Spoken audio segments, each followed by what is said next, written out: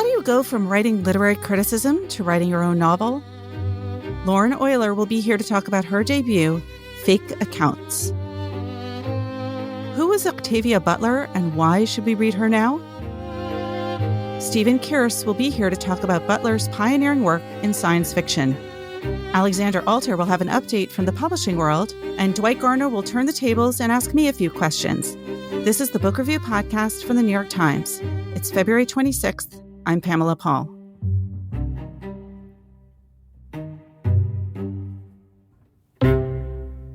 Lauren Oyler joins us now from Ithaca, New York. Her first novel is just out. It's called Fake Accounts. Lauren, thanks so much for being here. Thank you for having me. All right. So people know your name even before this novel, mostly probably as a critic. You've written book reviews for the New York Times Book Review, but also for many other places.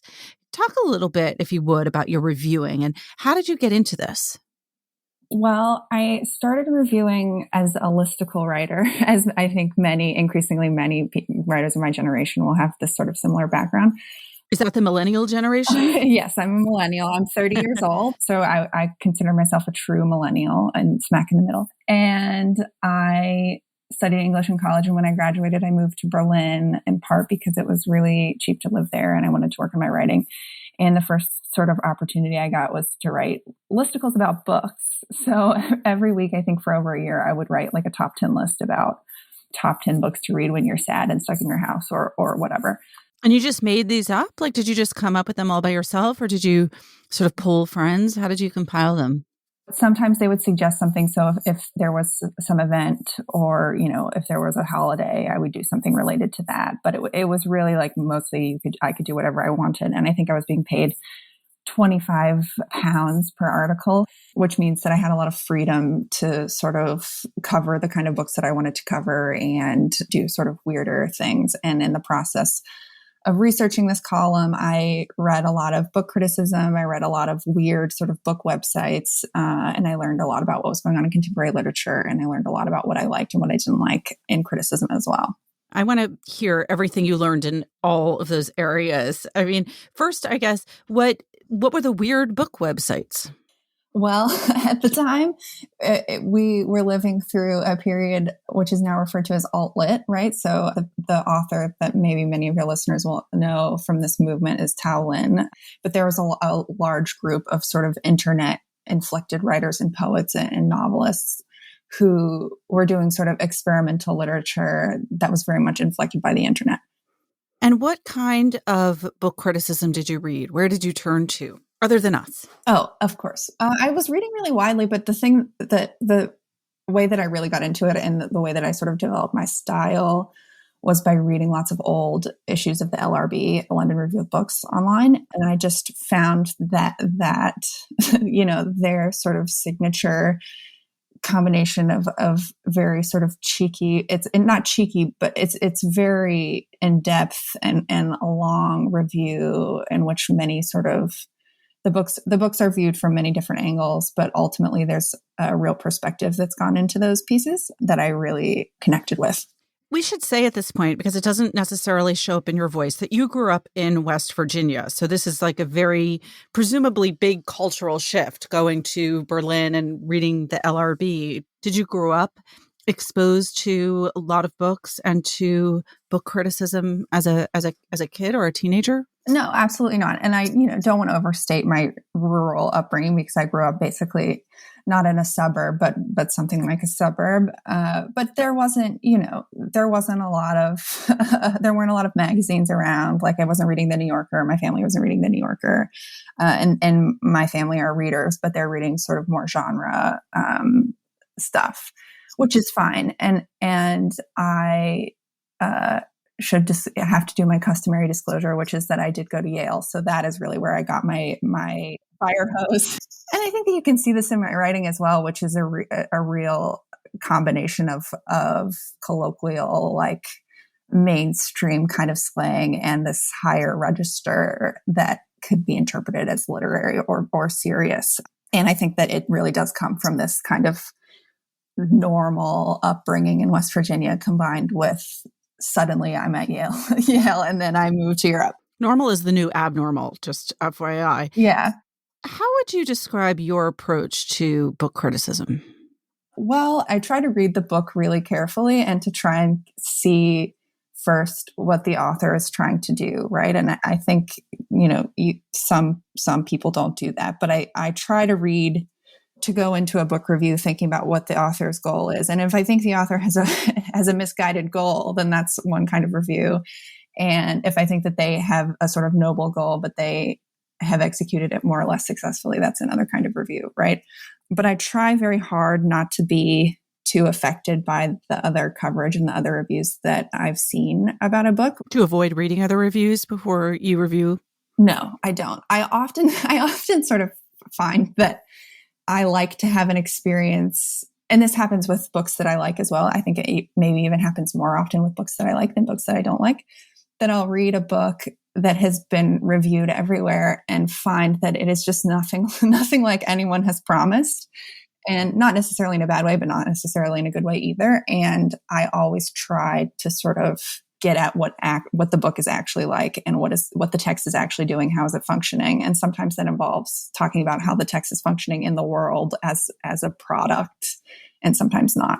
Can you give an example of that?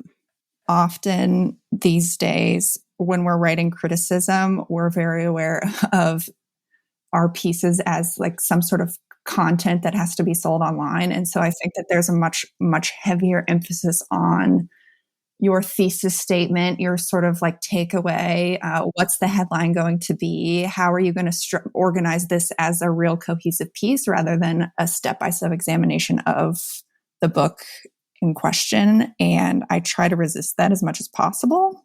So it's interesting to go back to your criticism of certain kinds of book criticism on the internet, i.e., a tendency towards kind of grabbiness and maybe an overemphasis on argument over analysis. It's, I guess, interesting and / not surprising that you would critique the internet's influence on criticism, given that your own novel, in various ways, a kind of critique of the internet. I think of the internet as a context primarily now, having written this novel and having been on the internet for my whole adult life. And so in the book and also in my criticism, I try to treat it as a thing that we influence just as much as it exerts influence on us. And it produces certain social dynamics and certain attitudes that can be critiqued, but also, I think, often produce great narrative. So if the internet is horrible, it's because we are? I think that is a fair summary of my take. Yes. So when you moved to Berlin and you started doing these listicles, which then evolved into book criticism, were you hoping to write a novel all along? And were you working on this? Yes, I was. I think I started writing fiction sort of towards the end of college, and I really enjoyed doing it. I think it's a better form for talking about certain aspects of life than the critical essay or even just the personal essay. And I was really just waiting for the right idea because I didn't want to write an ill-conceived novel. What was the right idea? Tell us. And then we'll read a little bit from it and talk about it some more. But what was that idea, that germ? Yeah, I think increasingly, as I spent more and more time on Twitter, particularly, but also Instagram and the internet at large, I started seeing and being very fascinated by the way people would act there as if they weren't really in public, but also clearly drawn to the public element of these platforms, right? And I think that there is some sort of human element that's lost when we critique the internet in its various forms. And I wanted to sort of pull that out and think about how the internet works as basically a social scene. All right. Well, to give listeners a sense, why don't you read, if you would, from the opening pages of your novel, Fake Accounts. Consensus was the world was ending or would begin to end soon. If not by exponential environmental catastrophe, then by some combination of nuclear war, the American two-party system, patriarchy, white supremacy, gentrification, globalization, data breaches, and social media. People looked sad on the subway, in the bars. Decisions were questioned, opinions rearranged. The same brave epiphany was dragged around everywhere. We were transitioning from an only retrospectively easy past to an inarguably more difficult future. We were, it could no longer be denied, unstoppably bad. Although the death of any hope for humanity was surely decades in the making, the result of many intersecting systems described forbiddingly well, it was only that short period between the election of a new president and his holding up a hand to swear to serve the people's interests that made clear what had happened, that we were too late. I didn't believe all this necessarily, though as the news got worse and more bizarre, I wavered. I've always been drawn to pragmatism, just not exactly a natural at it. As my brain says, calm down, my heart says, also weirdly calmly, a paradoxical comfort can be found in drama. It was and still is my official position, if you were to ask me at a party or something, that the popular turn to fatalism could be attributed to self-aggrandizement and an ignorance of history, history being characterized by the population's quickness to declare apocalypse finally imminent despite its permanently delayed arrival. We don't want to die, but we also don't want to do anything challenging, such as what living requires. So the volubility with which certain doom was discussed made a tedious kind of sense. The end of the world would let us have our cake and eat it too. We would have no choice but to die, our potential conveniently unrealizable due to our collapse. Until such time, the idea that everything was totally pointless now was seductive, particularly as a mantra you could take advantage of when it suited you and abandon when life actually started to feel alarming. I myself was soon using it to indulge some of my naughtier impulses, by which I mean that in the first hours of a morning in early January, when the sky was still dark and the government still inevitably hurtling, I decided to snoop through my boyfriend's phone while he was asleep. I love this so much, which is why I wanted you to read it. It's such a great opening, and it has such an excellent rhythm to it. And of course, I think probably many people, when they read this, at least part of them is like, this is me. I agree. I see this. So I have to ask you this, especially because you have a nameless first person narrator here. Is this you? Like, to what extent is there you in here? Well, I think that there's a lot of me in here, obviously. I think in general, my understanding of an author's characters is that there's some percentage of them in all of their characters. And, you know, there's more or less depending on the book. And throughout the book, I and she make sort of cheeky acknowledgments of the fact that the reader might be assuming that the narrator is in a book or that you're reading a book, and she has the same Twitter profile picture that I have and things like this. So to the extent that she is me, I think it's hard to answer because of course there is a lot of me in her, but I think most writers, particularly most writers who write a first person narrator, would say the same thing that I'm about to say, which is that she's not entirely me. Throughout the book, there's an anticipatory quality, and the relationship between me and the narrator is one of those anticipated elements.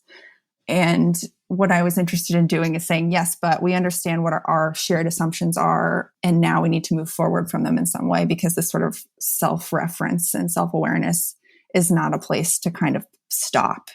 Explain to me why you decided to go with the nameless narrator, because it doesn't seem unrelated to all of this. The book is about various modes of deceit or lying or misdirection and the ways we sort of deceive each other in various ways, both on the internet and off. And I was interested in making this narrator seem extremely sort of relatable and extremely familiar in some ways, but also over the course of the book, you realize that she's withholding quite a lot of personal information, and you want to learn more about her in a way that she resists giving you that information. I mean, this is a story in which almost everyone is a chronic liar in big and small ways. So I have to ask, like, are we all big liars? And has the internet made us this way? Oh, I don't think we're all big liars. I think that there are many people who are not. I see the narrator's lying and her boyfriend's parallel lies as being one response to the way the world is or the way that they see the world, right? And I think the narrator is sort of, her job is that she's a blogger and she's a producer of the internet as well as a sort of product of it. And because of this, she's very aware of how she's being seen and how she's being interpreted at all times, but she doesn't really know how to get out of it. So, and the only way that she can really figure out how to get out of it is by analyzing everything and parsing all implications. And so it turns her into a little bit of a conspiratorial thinker. I don't think that everyone is a liar, but one of the sort of inspirations for this book that I had was watching people interact with each other on social media in a way that I just found kind of unbelievable. And so I think a lot of what I was doing was trying to understand why you would blatantly lie in public without seeming to believe that anyone would notice. Right. This sort of self-awareness and total absence of self-awareness that happens simultaneously online. But what specifically? Now I want to know, because I think a lot of us have obviously observed scenes like that. Was there something that happened?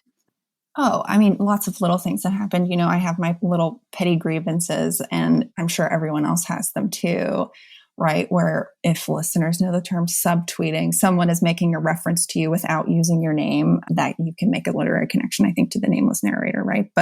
But you know, someone will talk about you and you're supposed to see it, but you're not supposed to respond to it, because if you respond to it, then it demonstrates that you care about this pathetic, banal, deeply sort of debased form of interaction that we all engage in all day, every day.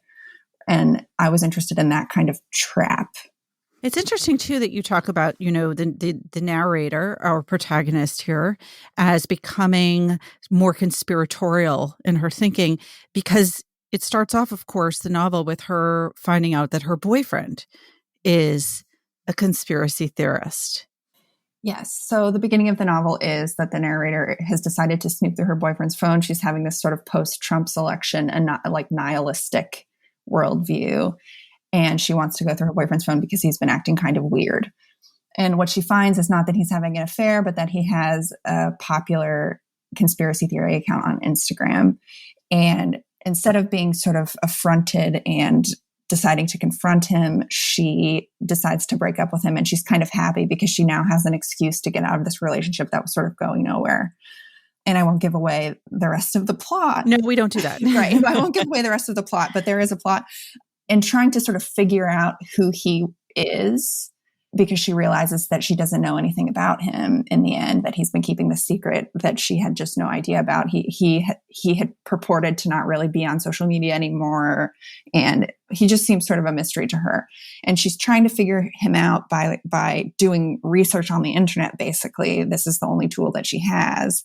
And she can't find anything. And this is a real sort of wake-up call for her in a bunch of different ways, because as a blogger, she's used to being able to figure out these little details about people using the sort of detritus we all leave around the internet about ourselves. At first, I think she's seeing it as a kind of literary interpretive project, right? Like she's trying to determine what his character is. And then increasingly, she becomes sort of conspiratorially involved with this futile search for meaning in their relationship. So listening to you, people might say to themselves, well, this is a kind of Trump era book and it's a millennial novel and it's an internet novel. Do you think of it that way, or do those things great, or how do you think of it? Well, I mean, of course, great in one way, because you want to be known as a novelist who rises above all of these sort of categories. But of course, it's about a millennial and it's about the Trump era in some ways, though I would argue that Trump is sort of incidental to the book. And it's my true belief that most of the dynamics that take place online also take place offline, and they have been true of people for a long time. So you can, of course, read it that way. But I think that what I'm trying to say is that the things that are happening on your computer are quote unquote real, right? They're no less real than the things that are happening on the street in front of your house. Just because we like the things that are happening on our computers way less than we like going to a restaurant or you know, having a nice chat with a friend. It doesn't mean that they're less real. So to circle back, last question to what we opened up with, your work as a critic. Did having spent a number of years writing a lot of book criticism help you with this novel? Did it hinder you? Did you find yourself thinking of like the worst negative review of your own book as you went along? Or how did you work out those kind of two parts of your brain? Well, I think because I have written negative reviews, I was a prime target for negative reviews. So I think I was able to get over that fear actually more quickly than someone who is not used to being, in the mud, in the book criticism mud. But I think what helped me the most actually is having to read a lot of contemporary novels and being really interested in what's happening now. And I think that you can see that in the book. And I firmly believe that the novel is a very free, open form and that you can put any number of things into it. There are some moments in the book where more or less I'm doing book criticism in different ways. And I found that very exciting to write. And hopefully it's also very exciting to read. Well, the reviews so far have been very nice. So congratulations. You also have one of the best titles, I think, ever. The book is called Fake Accounts. It's by Lauren Oyler. Lauren, thank you so much for being here. Thank you so much for having me.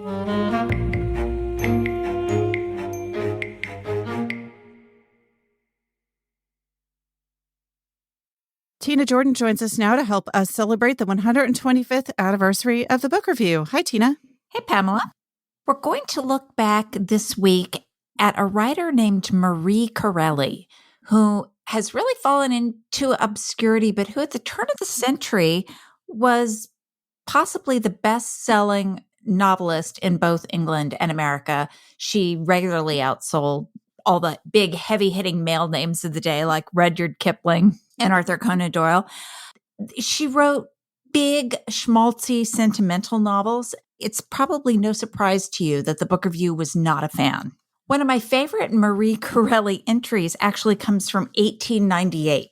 It's on the letters page, and there's a letter that says, "To the editor of the book review, I've been reading Marie Corelli's Sorrows of Satan, and am somewhat curious to learn how this book was received by critics and reviewers generally. I find among people of my class, I am but a clerk in a banking office, that she is a great favorite, and particularly so with the women. I would like to know whether I am right, because her book strikes me as being near ridiculous." And it's signed Harry C. in Philadelphia. When was this? This is January the 8th, 1898. An editor of the book review writes back, no uncertain terms. The popularity of Marie Corelli has never been understood in this office. The review of books and art has done its full duty in pointing out the errors of Marie's literary ways. Readers who still linger over her pages must do so at their own risk. The editor can no longer feel that he is in any way responsible for them. It's on and on in this vein, but then it offers a list of 20 other books which one might read instead of Marie Corelli. Wow, there's something to be said for total unrepentant snobbery. Go on. There really is. And actually, the editor goes on to point out something that I did not know, that the reason for her popularity was due in no small part to the fact that she was Queen Victoria's favorite author. So go figure, Queen Victoria was a literary influencer. That did not mean anything to the book review. Anyway, so they then give a list of 20 other books which they suggest that you read in place of Marie Corelli. Okay, let me just read you a few. Hugh Wynne, Free Quaker, The Great Stone of Sardis, The Christian, The Days of Joan of Arc, Free to Serve, A Tale of Colonial New York. Something tells me that these probably were not great replacements for reading Marie Corelli. Where is Marie Corelli today? Nobody's ever heard of her. She's just completely disappeared. And it is interesting to look back because without question, she was the best-selling author, I would say maybe even between like 1890 and 1910. She was everywhere. And the book review did cover her in other ways. They ran a whole piece once in which they talked about what kind of pen she used to write. That's great. Tina, thanks again. And I look forward to next week's look back on 125 years. I'll be back with some odd tidbit. Stephen Kearse joins us now from just outside Washington. He is going to talk about Octavia Butler. He recently wrote a guide to the essential Octavia Butler for the book review. Stephen, thanks for being here. Thanks for having me. All right, we're going to start with a really basic question. For those who don't know, who was Octavia Butler? Octavia Butler is a science fiction author who was prominent in the 70s, the 80s, and the 90s. And she died in the early 2000s. But she wrote a lot of books, wrote a decent amount of short stories, and just had a really big footprint in science fiction. Right now, she seems to be having kind of a moment. And I want to say that it's all due to the fact that you wrote this piece, but I feel like there's some kind of something in the air. I just got invited to an Octavia Butler celebration at Symphony Space here in New York later this month, which features people like Imani Perry and Walter Mosley and N.K. Jemisin and others. There is a Library of America compilation of her work, not a complete, but a collection of her stories and of several novels and some of her essays as well that just was published. And then her other novels have pretty much all just been reissued with new covers, new packaging, and paperback by her publisher. So I'm curious, why now? Like, what's going on? I think that anyone who has come into contact with Octavia Butler kind of instantly becomes her advocate because she had a very rare position.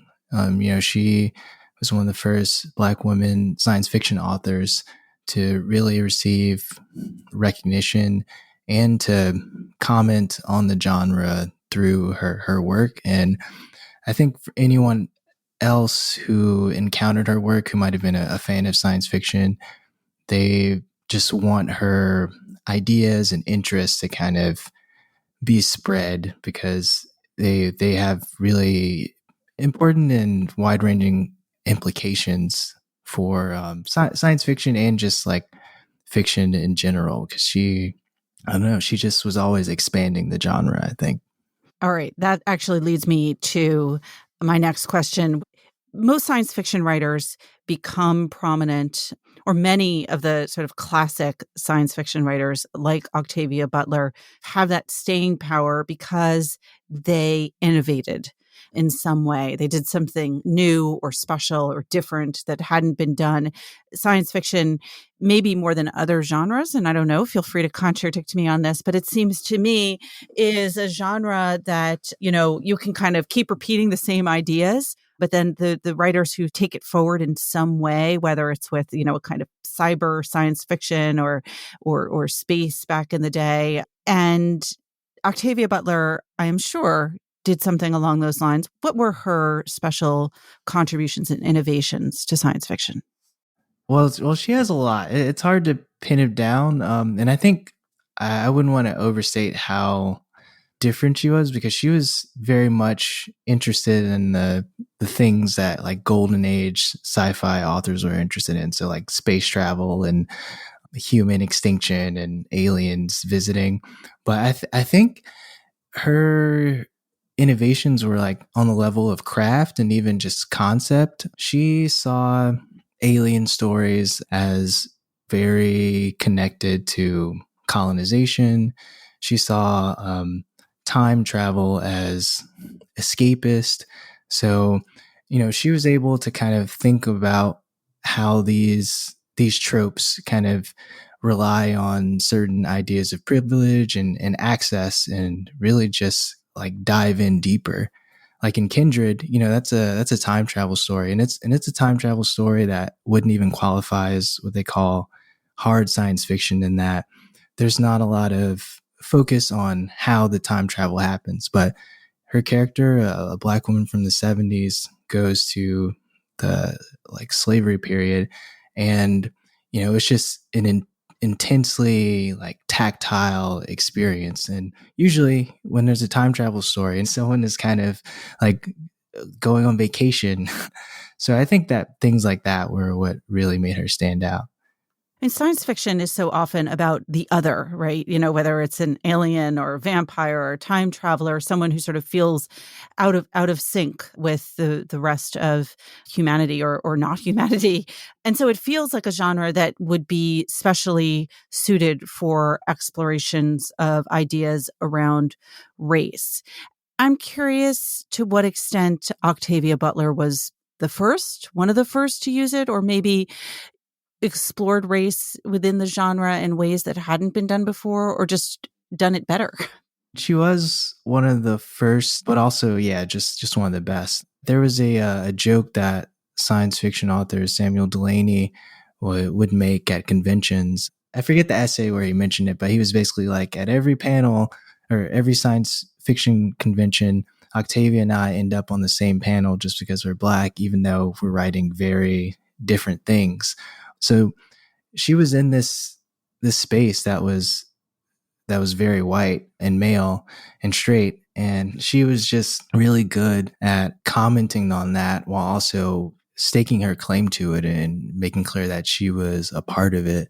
There were Black characters, women characters in previous science fiction, but a lot of them were really problematic. And one thing that's science fiction kind of fandom was really prescient about was just having its own publications and periodicals and things. And in a lot of those spaces, authors like Samuel Delany and Octavia Butler and Charles Saunders, who died last year, they were commenting on just their sense of alienation within the genre. And they weren't always doing it through fiction. Sometimes these were just straight up essays where they're saying, hey, all these savages and tropes that are appearing in things, we know where they come from, and they're really offensive. And they also always made it clear that they were bad. Like these tropes are failures of imagination. And I think that really irked them, since science fiction is supposed to be a genre of expanding consciousness.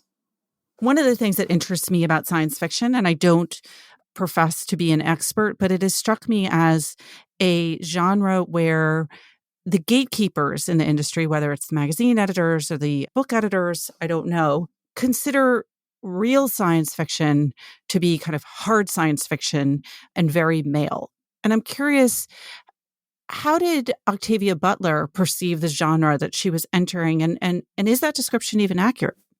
Hard sci-fi or just super wonky sci-fi has always had this kind of vaunted status. But, sci-fi, it comes out of this pulp tradition. So these like space age stories, they would appear alongside romances and cowboy stories and horror stories. And I think there were always authors, Octavia Butler among them, who kind of didn't make these distinctions. They were just like, sci-fi is, a big tent and everyone has a place in it. And Jerry Canavan's book on Octavia Butler mentions that, she was a big reader of pulp fiction, and she especially liked like Marvel Comics, funnily, which I didn't know until I read that book. So in award shows and kind of in discourse, there is still this divide, but I think that fans and authors have always kind of pushed against this restrictive idea of science fiction. When and how did you first discover her work? I was thinking about this earlier today. I think I was just in a bookstore, probably a Barnes and Noble, because I'm from the burbs, and I just saw Bloodchild, and I think something resonated like about the cover, maybe the name, and I was like, oh, I was an English major, so I was very aware of the books I hadn't read, but I was supposed to read. And I was like, oh, I'll just pick this up. And I really like short stories because they just happen so quickly. They tend to be punchier. And I read Bloodchild, and that kind of got me into it. It made me seek out the rest of her works. And here I am now.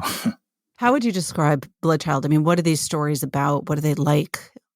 They're kind of bleak, honestly. That was part of Octavia Butler's style, or at least her interest. But they are just very economical. Like, she doesn't really do a lot of major scene setting. Like, her prose is very spare. So as soon as you get hooked, her stories move quickly and then they're over. So they're very rereadable, in addition to just being very, I don't want to say punchy, but just very hard hitting, maybe. For those who are listening to this and thinking, okay, not a short story person, but I am intrigued and I would like to kind of try one of her novels, where's the place to start? I think the place to start is definitely Kindred. It is a science fiction book, and it is, I guess, a genre book, but you just fall into the story very abruptly, and very quickly, and it just keeps going. And it's also very short. I always think that a book that I want to reread as soon as I finish, like that experience is, that's something I really treasure in a book. And I think Kindred is one of those books. And additionally, it just shows that, these questions of history, of power, of context are something that science fiction can tackle just as easily as other genres. I think that's probably the value of Kindred. All right, you mentioned it's a time travel story, but tell us some of the specifics, because the premise of it is so good and so thought-provoking, and I feel like is an area of current exploration, at least the period where the characters travel back to. Can you talk a little bit about the setup? A writer loosely modeled on Octavia Butler herself is sent through this wormhole to the past, and the specific past is the slavery period, and she has this mystical, unknown gravitation to a former ancestor of hers. So a great great grandfather, I believe, and he is a white child. And throughout the book, the character goes back to her grandfather's era or her great grandfather's era as he ages. So she sees him go from this just member of the past to a holder of power. And his family owns slaves, and the character is a Black woman, and it's very difficult to navigate that and to live through that. So it's really about history becoming real and not being this abstraction. She wrote this in the 70s, right? I know that the sort of present day is 1976 Los Angeles. Right.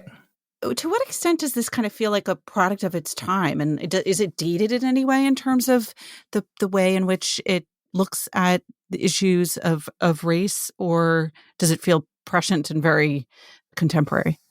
I think it still hits pretty hard, but I know there are different schools of thought.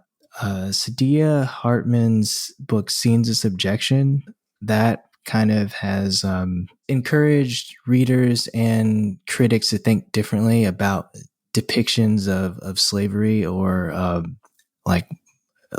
brutality on Black people. And Kindred is pretty graphic.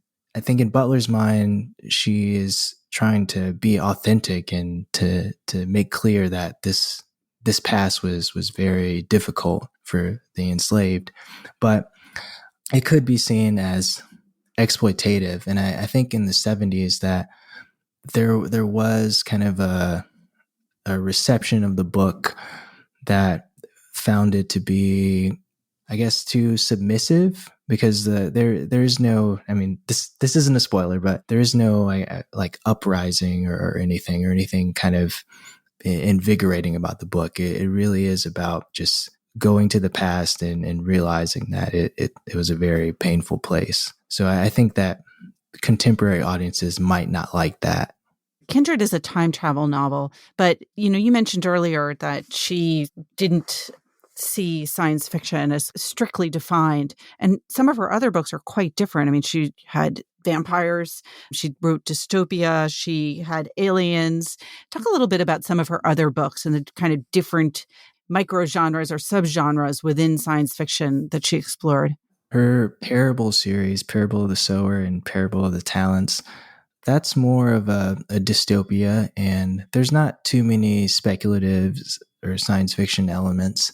It's more about this kind of near future exploration of American fascism. And then And when was this written? This is written in the 90s, but she started and stopped. It was an idea that she had brewing, I believe, in the 80s, according to the Jerry Canavan book. And what about vampires? Fledgling, that was her last book published when she was living, and that's this kind of this take on vampires that really is about them as harems and families, and that was one of her more clearly fantastical books in terms of it. It's just in the fantasy genre, because she typically didn't have fantasy creatures like werewolves, vampires, etc. I think most readers might be familiar with her work with aliens, and she has 2 series with that feature aliens. The Lilith's Brood trilogy that was published in the 80s, and then the 70s into the 80s there was the Seed to Harvest series, and that has aliens, but it's not always an alien story. It's actually a strange saga. The series starts with the last book in the series, and then it kind of jumps across time, because she kind of slowly filled out this world. In one book she really didn't like, and it remains out of print at her request. Wow. The way in which you describe the vampire novel, Fledgling, with its intimate harems and relationships, is kind of interesting, considering Octavia Butler's own life. She remained single and was known to be kind of very isolated, often deliberately, sometimes not happily, alone. And I'm curious if you feel, in reading over her work, if you kind of feel that personal life come through in these stories that are clearly not autobiographical in any strict, sense of the word. I mean, there are more than a few protagonists in her work that are writers. California comes up often.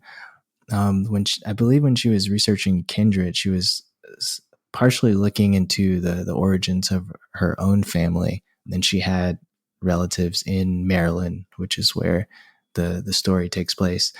And, a lot of her characters are Black women. A lot of them are tall, and she was tall. So she would sprinkle in these kinds of personal details, but she would never put herself directly in the story. But I mean, I always got the sense that through the characters she was writing and the stories she was telling, she was very much just trying to insert her interest into this canon of science fiction and literature.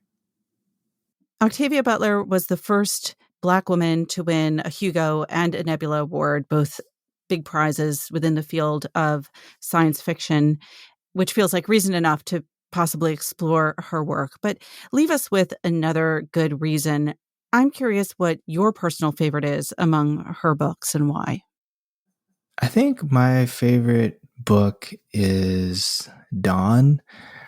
And I really like Dawn just because, I mean, it's kind of a departure from her style. It's still very economical, but there are these scenes where she just really gets more scenic and atmospheric, and I think that really suited her interests really well. And Dawn is about, it's a alien visitation story, but it's just so strange. She isn't really interested in how the aliens got there or what they want. She's interested in what is the compromise going to be? Like, how are we going to live with them? Because the aliens they're subtly just tyrannical, basically, but they're not warlords or warmongers. And it's just, I don't know, it's just really fascinating. It's almost like a political thriller, but with aliens. And the main character is just very observant and very self-conscious, and her voice just really powers the novel. So all I have to say, I think that Butler just knew how to bring an idea to life. And I think that's what Dawn does really well. Well, that's very persuasive. Stephen, thank you so much for being here. Thanks for having me. This was great. Stephen Kearse is a contributing writer to The Nation magazine, and he reviews for the Book Review, most recently, A Guide to the Essential Octavia Butler.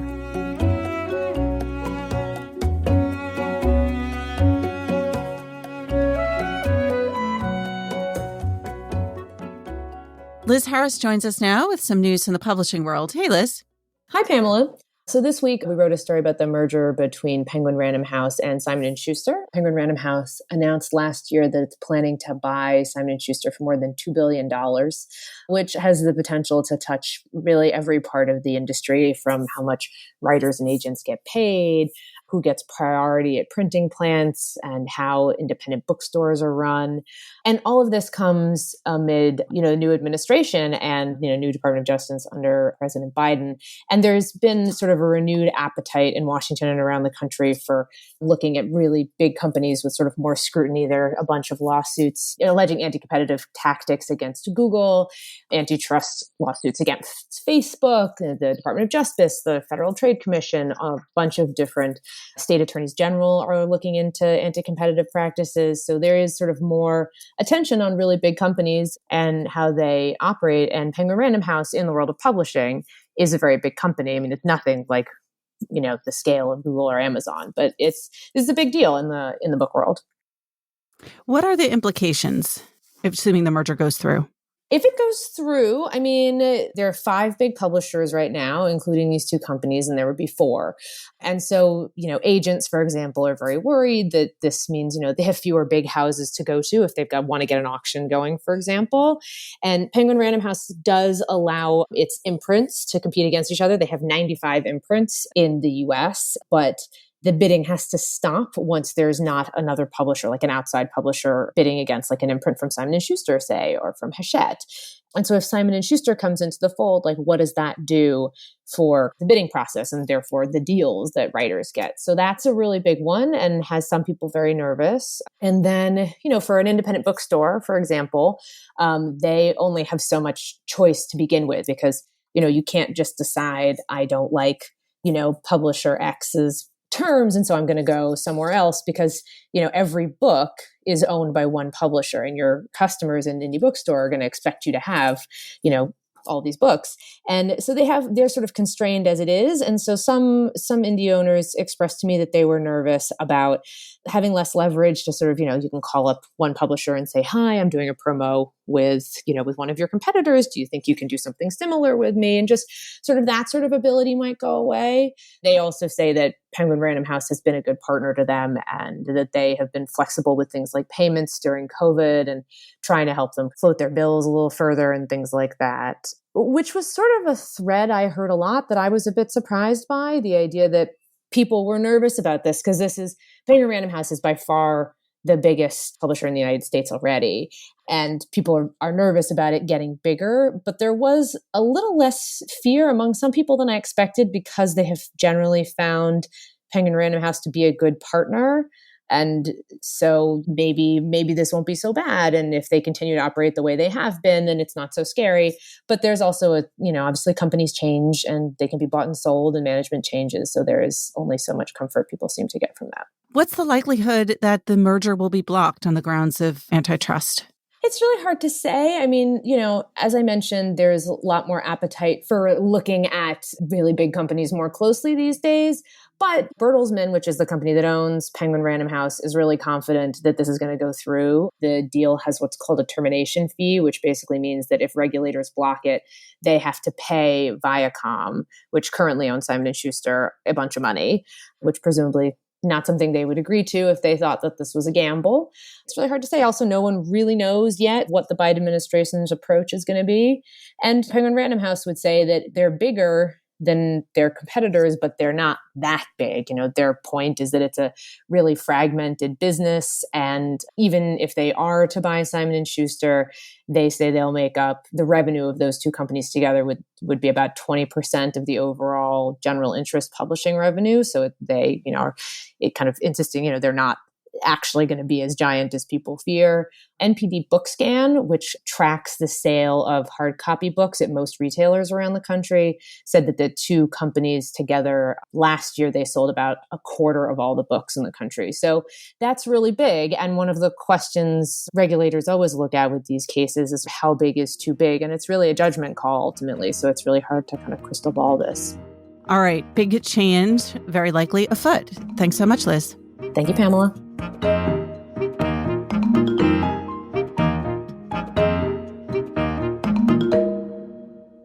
Hi, this is Dwight Garner. I'm stepping in this week to turn the tables on Pamela, as I do once in a while on this podcast. I know that on my favorite podcast, I sometimes long for another person to come in and ask some questions of the questioner. And so we're going to do that again this week. Hi, Pamela. Hey, Dwight. You know, people listen to podcasts. I have a lot of favorite podcasts, and people tend to think these things somehow just happen like magic and they pop into one's earbuds. How much preparation does it take you to put together this podcast every week? Some podcasts obviously have a huge number of producers and people working on them. And this podcast, I like to think of as a kind of like hard scrabble, very gritty podcast. It's really me and John Williams and, of course, Pedro Rosado, our producer who put this together every week. And so in terms of the work that goes into it, obviously the first thing is to figure out who we should interview. And that's a decision that I really make, if I'm going to be blunt about it, although I love hearing input and suggestions from John and others on the desk. But we're looking at books that are either in the book review that week or books that are recently in the news or authors that are, when we're in the real world, in town, and figuring out who among them we think might be interesting to talk to and who we think our listeners might want to hear from. So that's sort of the big decision that's made. And then it's really about preparing for the interview. And it's funny because this podcast is 15 years old in April. And you, of course, started it off with Sam Tannenhouse. When Sam was doing the podcast and he handed it off to me, he gave me one piece of advice, and that was don't prepare at all. And that was really scary advice. And I'd seen it in action because I'd been a guest on the podcast before I hosted it. And he would sometimes really mean that. He would do no preparation and he would just walk in. And that was part of Sam's skill and talent and what made Sam Sam. But I am not Sam. And I never could quite wing that no preparation thing. But I did take from it one important point. And that was, he said, the reason that you didn't want to prepare for it is that you are a stand-in for the listener. And the listener in general has not read the book and they've not read the review. And so they're coming at this cold. And if you're coming at it fairly cold too, then you're their stand-in and you can kind of ask the questions that they might want to have answered themselves. And I think there's a lot of truth to that. I think for me, at least as an interviewer, it always helps for me to be kind of hungry and curious and wanting to know what the answers are myself. So whereas, I've been a guest on a number of radio shows and podcasts where there's a pre-interview and you kind of go over what the questions are going to be. And I understand that works for some people, but I think for me, hosting this podcast, that would kind of like suck the juice out of it in a way. Pamela, do you have any heroes interview-wise? Oh, I mean, so many. I think, there are people that I know are great interviewers as journalists. One of them is our former colleague, Jennifer Senior, who is a book critic at The Times and then a columnist at The Times opinion section, and has just announced that she's leaving to go to The Atlantic. But her interview with Antonin Scalia, the former justice and obviously now dead, but she interviewed him for New York Magazine, and it was just, you just sat back and thought, I cannot believe she got him to say this. Now, Jen and I are friends, and obviously we were colleagues. And now I know how Jen got Scalia to say those things. And that's because Jen can get anyone to say anything, anyone. And that's what I think a really great interviewer does, is they somehow are able to elicit things from an interviewee, from a subject that subject, maybe wasn't planning to say, didn't necessarily want to say. I mean, not that I'm trying to get gotchas or anything like that on this show, but I think that's definitely an important technique for interviewing as a journalist. And Jen has that. And then, of course, the other question is obviously interviewers on podcasts. And I think Mark Maron is a really great interviewer. I think he has a vulnerability and an accessibility and an overactive sense of empathy, which I think is really important in a good interviewer, that he is also, like Jen Sr., able to get his subjects to really talk very openly about subjects they maybe weren't planning to talk about. It's like, I think both of them are able to create a kind of intimacy. And, early on, before I hosted this podcast and when I was working more primarily as a journalist, as a print journalist, I experienced two different interviewing styles, two distinct styles as an author. So I wrote a book fairly early in my career, and I was interviewed by a number of places on TV and on radio. This was pre-podcast and in print. And the interviewers kind of broke down into two camps. There were those who I thought of as kind of the interrogators, who sort of pushed you and shamed you into talking almost against your will. They were really trying to get it out of you. And then there were the seducers who got you to want to tell them things. So they're working on kind of two very different emotional plays. One is, fear, and the other is a desire to love and please the interviewer. And I have to say that just temperamentally, I don't love interrogating people. So I tend to at least aspire more towards the latter. I want people to tell me things because that's what they want to talk about. Let me ask a different question, Pamela. Can you tell us a bit about how By the Book is it hard to get those people? Can you tell us a bit about how that process is working? And do you have a big backlog of those By the Book things you do in the book review?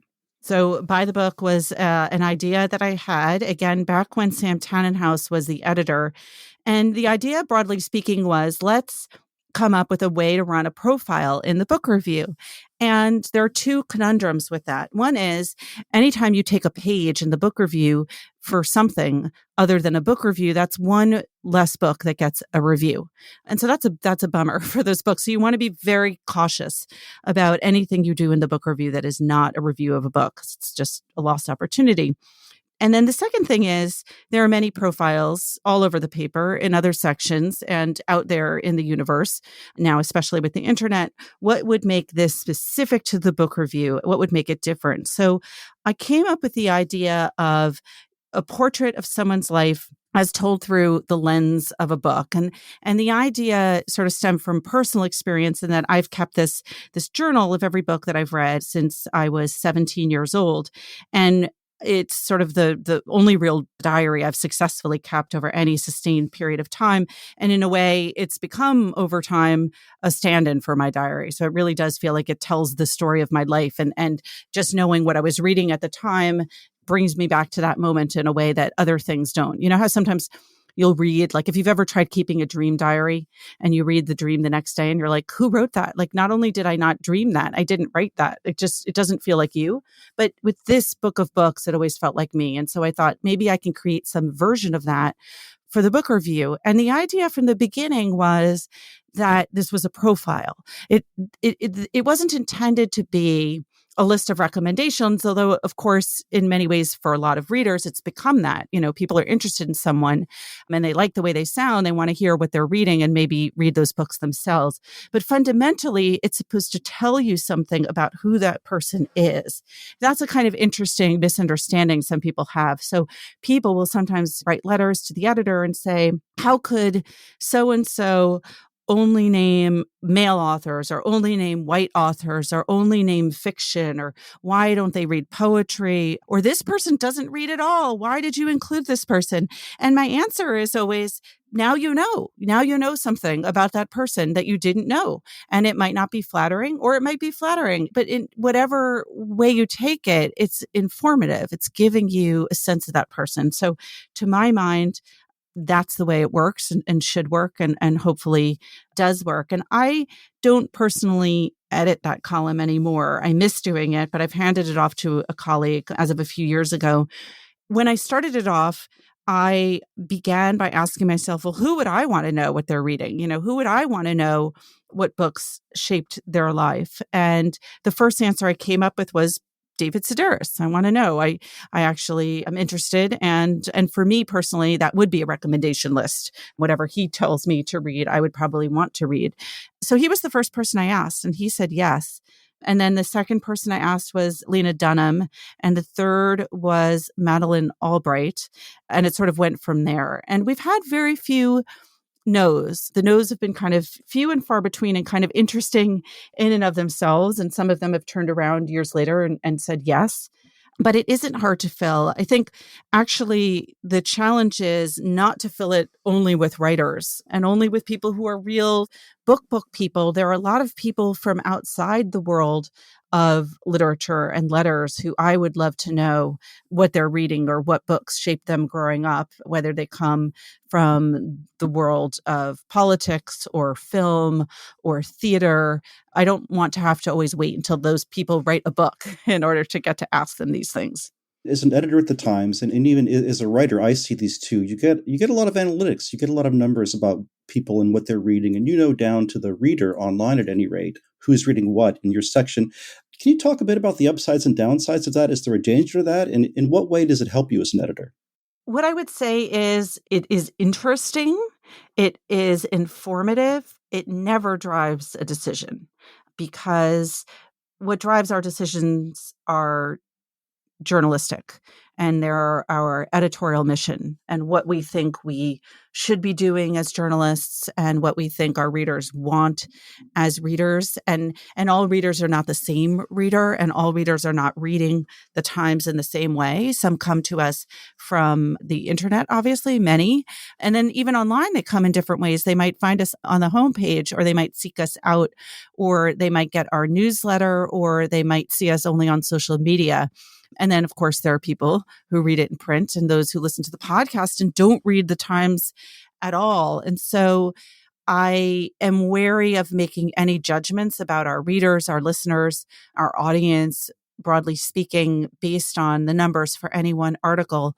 There's a long view to be taken here that doesn't get taken into account by those numbers. It's like box office opening weekend, right? Nowadays, everything is judged by box office opening weekend. Well, nowadays, I should have said pre-pandemic, it was judged by the opening weekend box office. But many films that have opened kind of small over time would gain an audience through word of mouth, or like years later would become popular. Back in the day, they'd become popular on like DVD or even video cassette. Now, of course, streaming, people stream things that came out that had terrible opening weekends, or like opened and left theaters instantly. But over time, people have come to see something in. And that's the way I feel about books coverage, because someone will win the Nobel Prize or the National Book Award, and it turns out we covered those books. We covered their first book when it came out, or that person who wrote that book has reviewed for us for years and years. And you can go back and you can find that coverage. And at the time, perhaps those reviews of their debut novels or short story collections maybe didn't get a lot of numbers, didn't have a wide audience. But it's important that we did that. It's important that we were there first. We're a news organization to kind of alert people to the fact that these new voices are out there and that we think they're significant, even if, they don't gain a wider audience and recognition until 6 or 8 years down the road. So right now, you're at your house. I'm at my house. We can't see each other. Back in the old days, we taped these. We were in the same room, and you would do these interviews together at the Times building. What could you tell us about where the Times stands and what you think about in terms of when you might be back in the building with your staff? And not give any Times secrets, but how are you feeling about all that? I miss it a lot. I miss people in person. When I talk to someone on the phone or I email them for the first time and we kind of establish, you know what, like, I like you, I'm interested in you. I'm not keen then to have a virtual lunch with them. What we're all saying to each other nowadays is like, when we're back in the real world, let's have lunch or let's get a drink, because you lose something. And with a podcast, while I love it and it's great to talk to people from around the world from the confines of my closet, I do miss being able to have eye contact with people, to see their body language, to get a sense of them. Normally when people come in to the Times before the podcast segment, we'll sit down in my office and sort of chat. They'll put down their coat and their bag, and then we'll go off to the studio and sometimes they even get to, walk through the newsroom and meet our executive editor or other people. And it's just a more enjoyably human experience.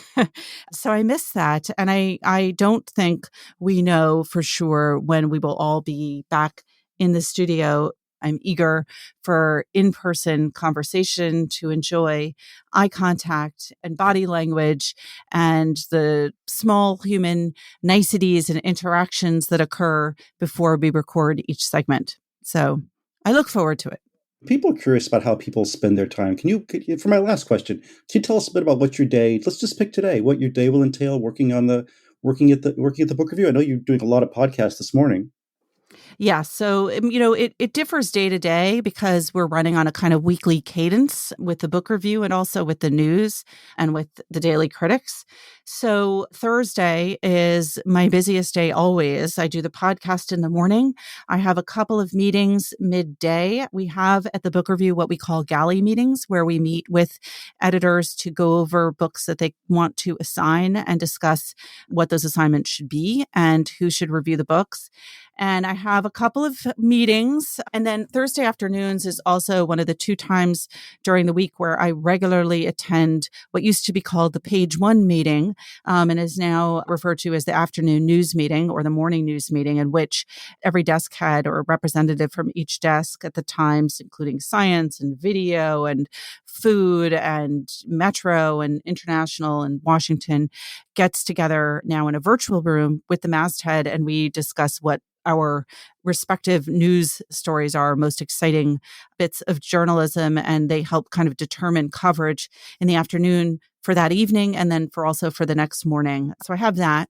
And then this evening, I'm actually doing an event, which, all of us are doing on occasion. This is an event I do every year with NYU for people who've taken their graduate program in publishing. I usually have a really fun panel in person down at NYU with a group of authors, sometimes some very different genres, sometimes along a theme. Last year we did genre. And tonight I'm actually interviewing Britt Bennett and her editor, Sarah McGrath, and one of the people from the marketing team for her most recent novel, The Vanishing Half, which has been a kind of huge success that has defied the laws of COVID, in that the book came out in early June and has just passed 1 million copies in print. So I'm doing a panel at the end of the day. And then after that, I will have a martini, I hope. Gosh, I should have a martini, damn it. No, my evenings are generally divided now into watching something with one of my kids or with all of my kids. Right now, I'm watching WandaVision with my youngest child. And then my other recent kind of COVID-specific behavior has been reading multiple books at the same time. It's just very new to me, and I love it. I don't know why it took me 40-something years to figure out that you are allowed to read more than one book at a time for pleasure, but it did, and now I know, and it's very pleasurable. So I'll read one of the 3 books that I'm currently reading. All right. Well, thanks, Pamela. Thanks, Dwight. Remember, there's more at nytimes.com/books. And you can always write to us at books@nytimes.com. I write back, not right away, but I do. The Book Review Podcast is produced by the great Pedro Rosado from Headstepper Media, with a major assist from my colleague John Williams. Thanks for listening. For the New York Times, I'm Pamela Paul.